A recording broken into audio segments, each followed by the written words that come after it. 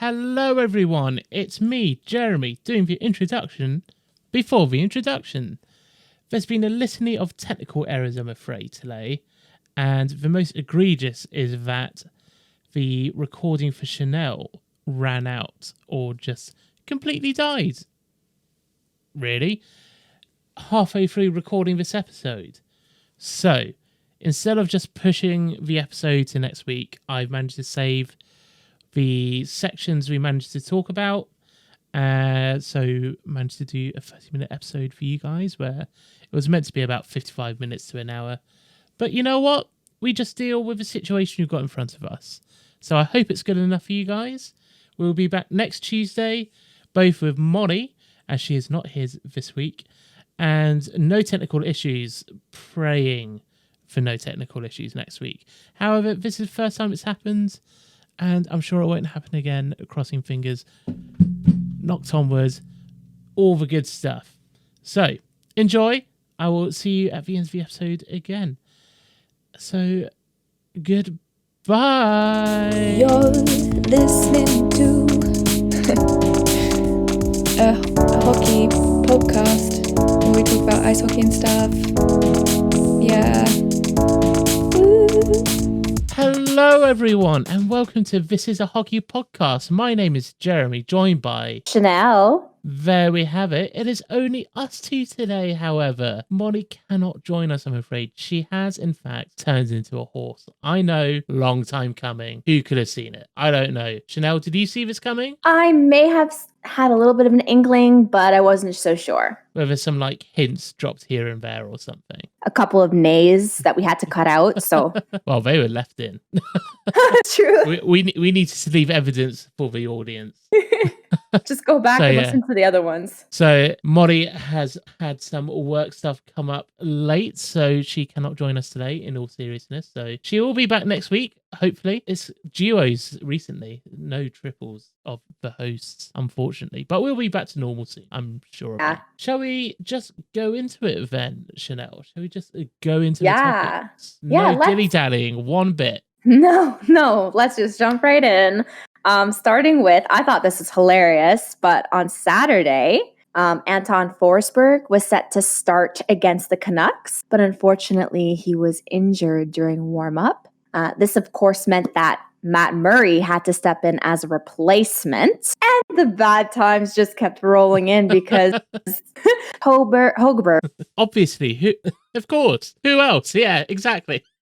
He genuinely looks like a beer leaguer just turned up. So right, you're in goal now. Like, wait, what? What's going on? There was nothing natural about this. But what about? I know that the sense so out of place. It's so funny though. He must have been stoked. Like, okay, yeah, let's do this. It's something different. It's fun. Let's go. I'm here to help the team. I'm here to do whatever. Do you need me to be the towel boy? I got you. This may be a step too far, guys. I know I was all happy before, but nah. I mean, the Sens still lost 4-2, but I have a feeling they weren't what can you when you're freaking that far do? Down the goalie depth chart, 4-2 is not the worst result I've ever heard. Let's be real here. No, that's actually amazing. I'm pretty sure Hogeberg stopped most of the goals, by the way, or stopped most of the shots. Okay. So pretty cool. Fun story for the league. Why not? I have heard, way back in the day, did you know that coaches actually used to play on ice as well? I think I've heard some stories about goalie coaches getting suited up or whatever, and then the emergency goaltender rule was introduced. Is that what happened? Yep, that's correct. Yeah, there we go. I know something. Mm-hmm. But yeah, I remember seeing a video about that, and then the goalie coaches just turning up in kit after 5 minutes. I was like, hang on. No. I got you. I got you. That's funny. It's funny. But yeah, I thought that would be a fun thing to mention. If you have not heard of it, I'm sure you have. It's all over the place. If you haven't, just search Twitter. You'll see the pictures. You'll know what we're talking about. Yes. Exactly. All right. Now, that light-hearted breeze into the podcast. Let's talk about a little boy called Jason Spezza. Ooh, the best little boy. The goodest boy. The goodest boy of all boys. I'm falling in love with him. He's amazing. Not only is he kicking it up with the Toronto Maple Leafs, career revival, but he had an amazing idea to round up money for the Toronto Marlies during these times, So I think this is a very important topic. Some people are unaware on how this has affected the Marlies players or AHL players for that matter. Just to put into context, AHL players who are on two-way contracts are only receiving 48% of their usual salary. And the minimum salary for I didn't know it's low. Do you even know what the minimum is for AHL players? $51,000. And they're only receiving 48% if they're on the minimum. And taxes. Ouch. I really that's actually what I put in my notes. Salary, baby. No. I mean, I know people who are making more than that. And so, some players cannot afford to pay their rent right now. They're going into debt, struggling to be human, really, at least comfortable. Yeah, you would expect, especially in Toronto. That's not a cheap place. No, it's very unfortunate, and I'm happy that the Marlies are getting some sort of support. So I am very proud to have Spezza on my team. And this is something, by the way, that was supposed to be kept on the down low, but it's out now, so whatever, it's out. It's a bit more like real when you know it was a leaked thing. Like, he wasn't trying to say, look at me, I'm splashing all this money on the lower leagues. Like this guy obviously has a connection to knows the struggles that they're going through. It's lovely to see. He's not looking for the Lady Bing people. He's just looking to be a decent human being. Exactly. He's doing it for himself and other vintage. People. You know what I mean when I say that. Yeah, absolutely. Exactly. But just thinking about minimum wage on the AHL, people in like the San Jose Barracuda and all those places, like all the NHL cities are not cheap places to live on the No. I can only imagine like league wise that is not a good situation right now. No, absolutely not. If you're in America, I think there's certain teams don't get taxed, right? I believe so. I don't know about the tax situations, I'll be honest. Yeah. Well, I'll find out, but I think that's the case. Certain, like Canada is going to get taxed, but not America, which is odd because usually it's the opposite, like with games, Say, that doesn't sound normal. I know, but I think it's the case, but I don't know. Don't quote me, okay? I'm just saying. We're just giving you guys the information, all right? Don't come at us. Do what you will. Do with the information what you want. And yeah.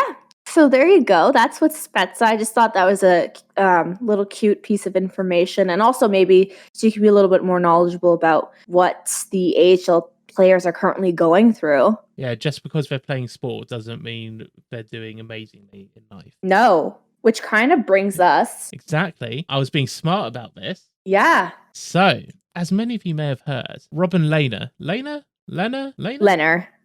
Robin Lehner of the Vegas Golden Knights, carrying on this podcast's glorious tradition of pronouncing names. He's been in the news recently, hasn't he, Channelle? Oh, he certainly has. Just a little bit. Just a little bit. A little bit. Get it. So, if you haven't heard, he's been very outspoken about how the NHL has been handling the COVID vaccinations and the strict regimen that the teams and players are under during the COVID situation that we're in, on how they're trying to get the full season plays. Obviously restrictions are in place. However, the way he's gone about it has been very forthright. Shall we say forthright? I think that's a good word to use. He's not scared to say what he needs to say. No, he doesn't care about the repercussions, going as far to say, and I quote, it's immoral what the NHL are doing. So, Robin Lehner, I got it right that time, has been stressing that players were promised a more relaxed environment, in quotes, once players are vaccinated. Which I get. If he was promised that and now he's got the vaccination, I get it. He wants to go out, fair enough. However, the NHL struck back hard, refuting it, saying the only messaging that they sent was that after players have been vaccinated, that they had to be even more stringent with these protocols. That's the word. All right. So yeah, they have to be even more stringent because obviously being an ice hockey player, you're obviously in the public eye. You don't want to be getting vaccinated and then being caught going out, dismissing all sort of social distancing rules and stuff. But, we still need to get more people vaccinated. That's right. So I get where he's coming from, right? I understand what he's saying. If he's been promised this and if there's been mixed messaging from the NHL, they need to sort that out, basically.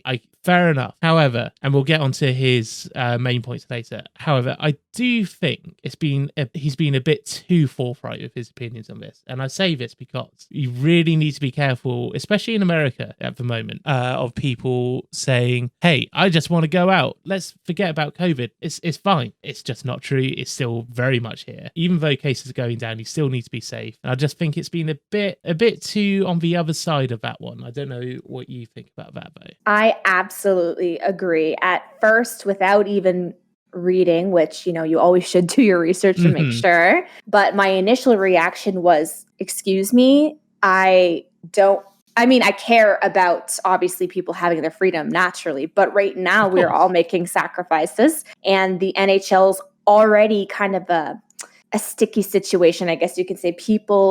Not a lot of people agree with the idea that the NHL can go on, if you know what I'm saying. I remember when the NFL started last September. Even then, sport during this whole period, I've been like, I am a hypocrite. You can call me that. I've obviously been watching the games. I've been enjoying them. But at the same time, been watching them going like, should it be going on though? Yeah. I'm the same way. Wrong. Yeah, exactly. I think everyone listening to this is the same way.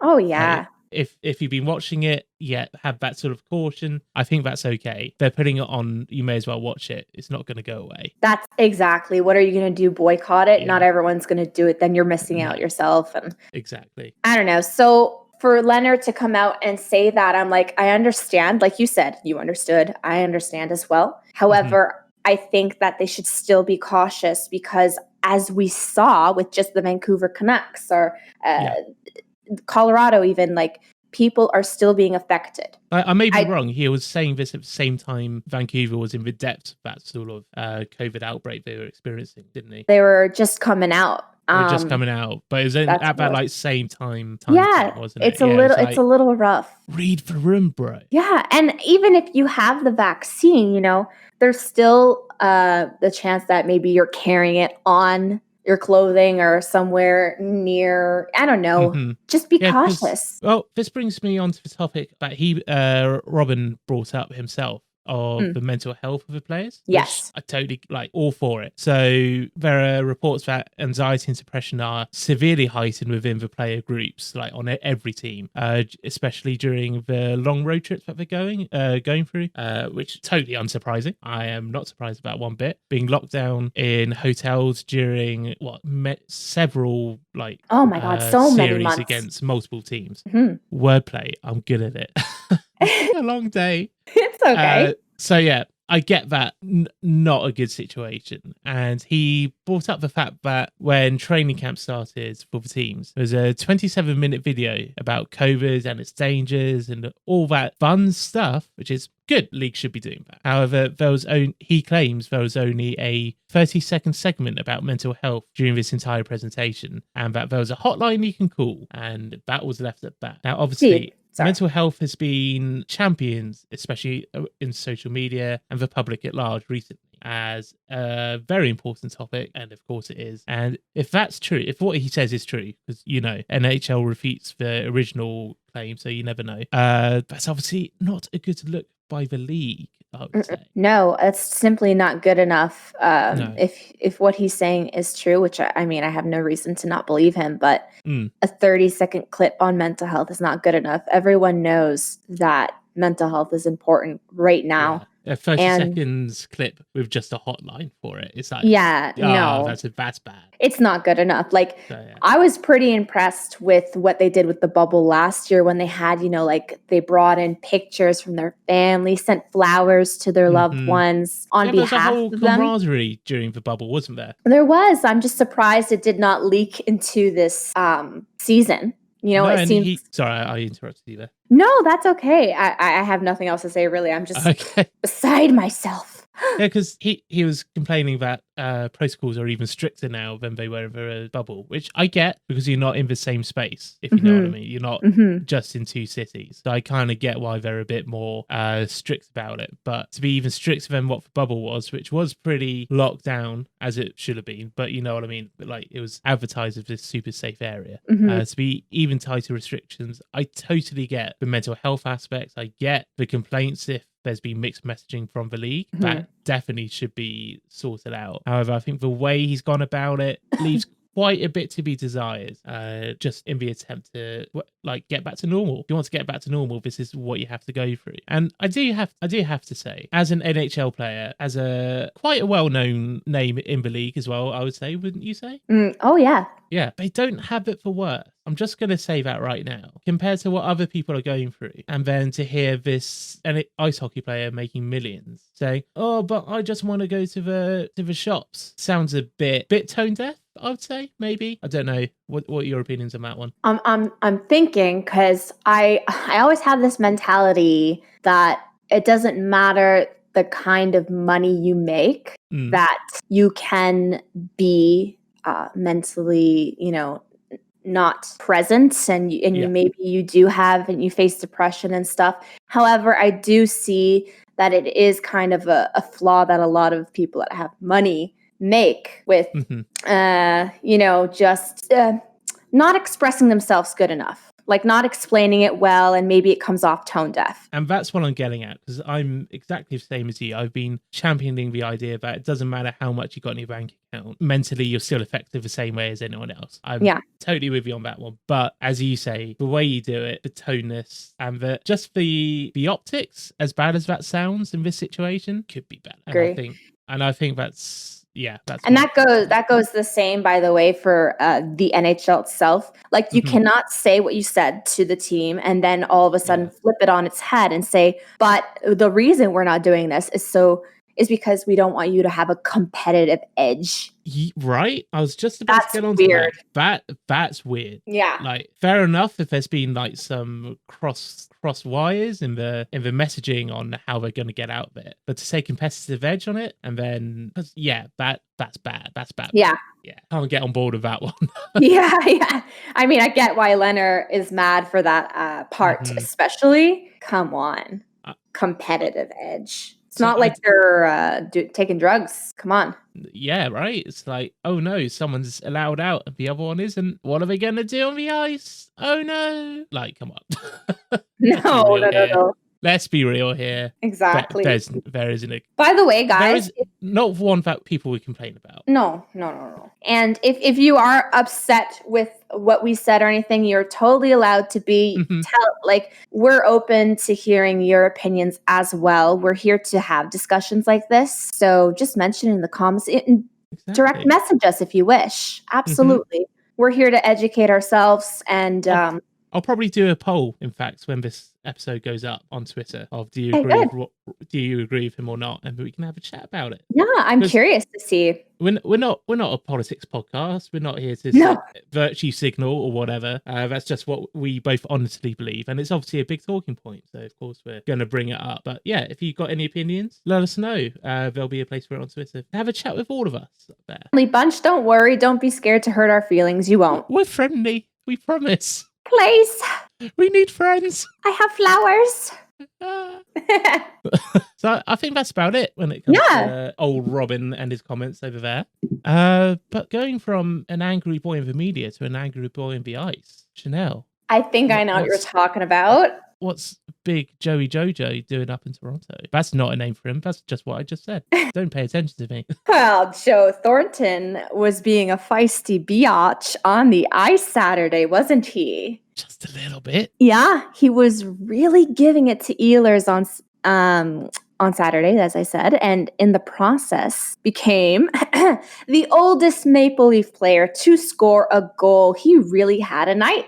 Obviously, I'm sad I missed Patrick Marleau celebrations last week. As listeners know, he is my boy. But to see Jay Thornton still doing it at his age, so it's so lovely to see. Like, he is my second boy. That is true, guys. Believe him when he says that. And I mean, I know you do, but I really enjoy seeing the side of him. I knew it was in him all along. You saw it quite a bit in the Sharks. Like, he wasn't nowhere near a pushover. No, and I was just going to say, I watched that game where Kadri ripped a piece of his beard out and all hell broke loose. Like, he's been targeted before and he's not afraid to push back. And absolutely not. Always respect that about him.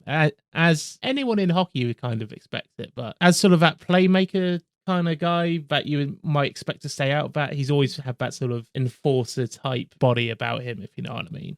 I just said words. All the but words. You all know what I'm talking about. He's still capable of breaking teams down. Indeed.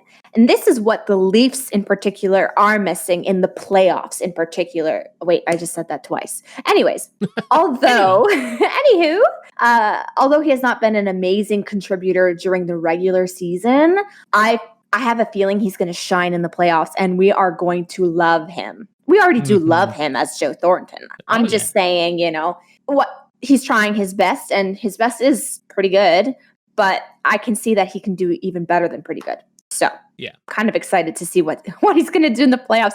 Listen, man, he was in that penalty box more than anyone, man. Saturday. Woo, that was a fun game. If you did not watch the last game, guys, watch the highlights. And you know what? If he's getting a bit older, can't quite keep up to the 100% pace even of the other guys in the team, why not fill that role of sort of older guy there for leadership, not afraid to throw some hands now and again? Sounds like a perfect role for him right now. Yes. I mean, are you okay with that?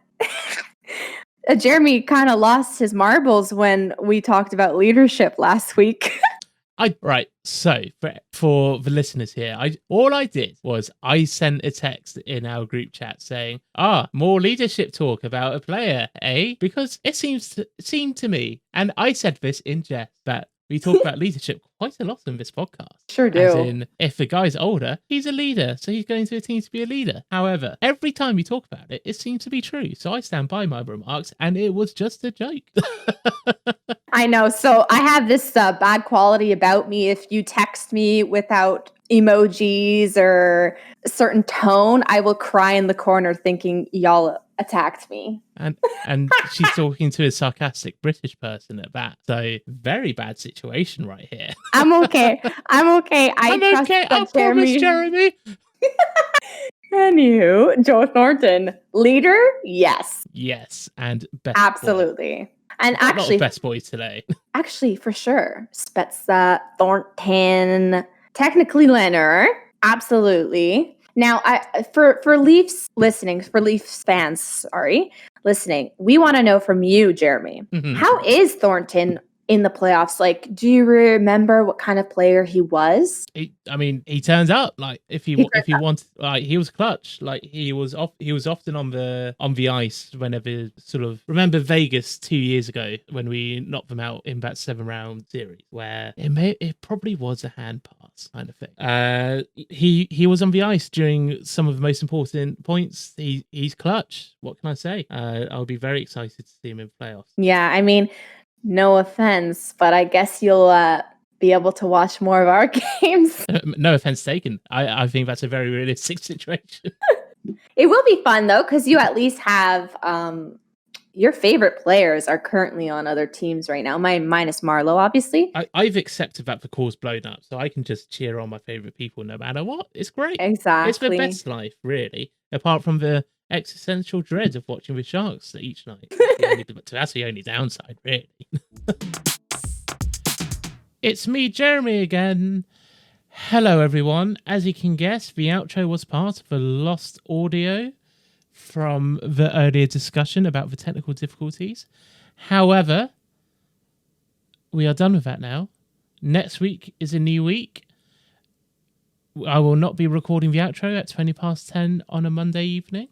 Hopefully, fingers crossed, knock on wood yet again. But again, hope you enjoyed that. Let us know on Twitter what we've done wrong, what you loved, all that nice stuff. You can follow the podcast at This Hockey Pod. You can follow myself, Jeremy, at JWalkerMedia. You can follow Channelle at ChannelleLV. And you can also follow Molly, and I've remembered it this week, at It's Just _Mori. There you go. Follow our innate ramblings about hockey and the rest of life. So, have a great week. Let us know on Twitter how you think we've done. And hope you have a good one. Goodbye. You're listening to a hockey podcast where we talk about ice hockey and stuff. Yeah. Woo.